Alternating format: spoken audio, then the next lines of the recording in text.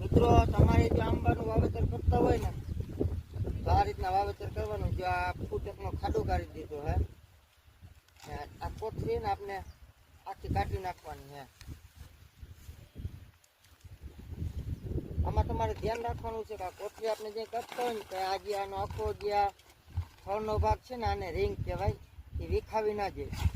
આ રીતના કોથળી કાઢી આ એક લાકડું આ રીતના આંબો આ રીતના રાખી આમાં ધૂળ નાખતું જવાનું. સાઈડમાં હે ને આ દબાવતું જવાનું લાકડીથી.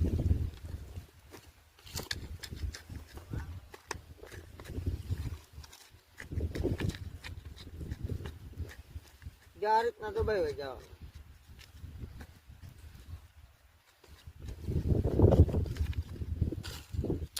આ રીતના હાડલાના કટકા લઈ ને બંબુ હારે તમારે હે ને મીડિયમ તાણી અને બાંધી દેવાનું છે.